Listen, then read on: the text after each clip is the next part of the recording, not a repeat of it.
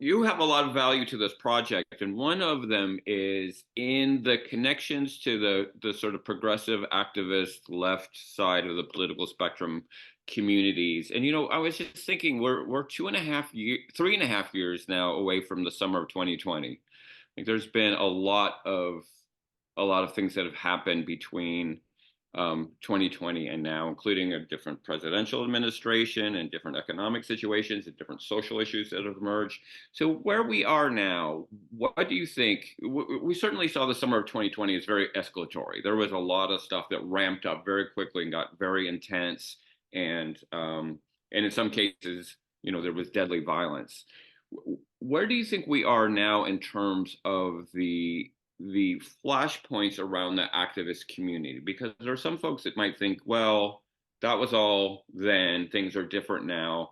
All that sort of turned into something else, and it's not activism. Where are we now in terms of where the spaces for activism are, and in those spaces, are there any places where there is a potential risk of escalating to violence?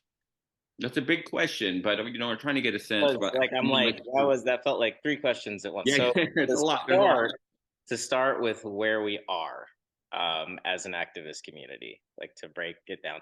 I think that right now we are aware. I think that um, I don't want to say anything's perfect, obviously, especially given the fact that I literally just said that these have been issues since the 60s, and here we are.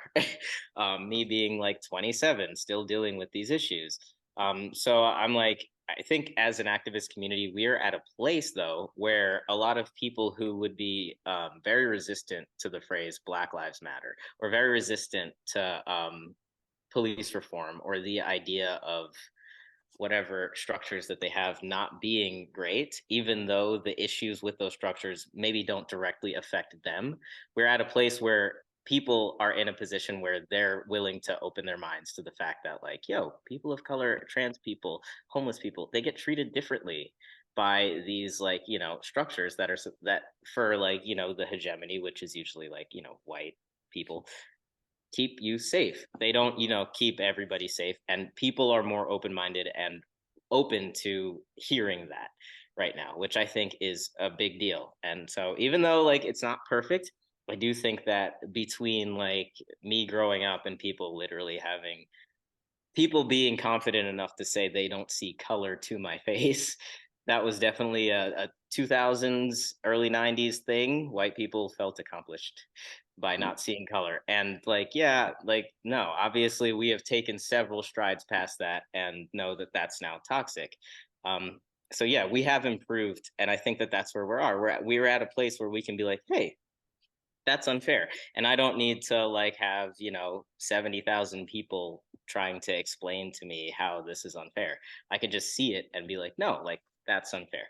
And I think that that is huge. So like that's a big step forward from where we were. And I think that especially in regards to like police reform, Black Lives Matter, or just talking about different groups of people in the United States, I think that that's where we're at right now.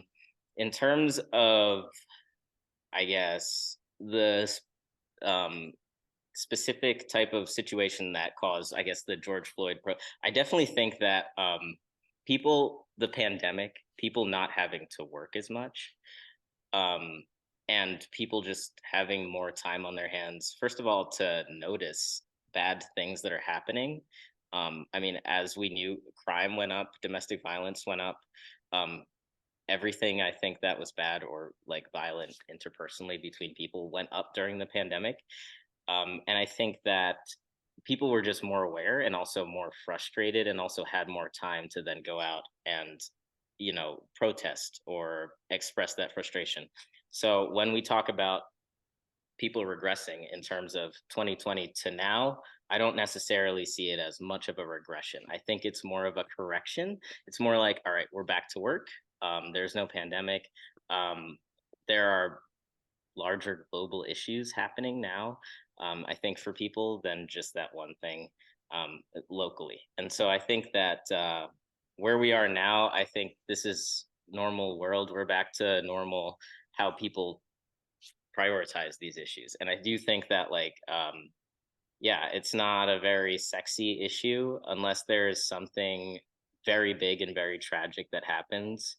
We're not going to see the level of protest that we did during George Floyd era. And I also think like something bad, something tragic, and also people don't have to go to work. That is how you're going to get another George Floyd era. So I don't want to think, or I don't want to bash the efforts that have been going on since George Floyd because we're just in a different situation.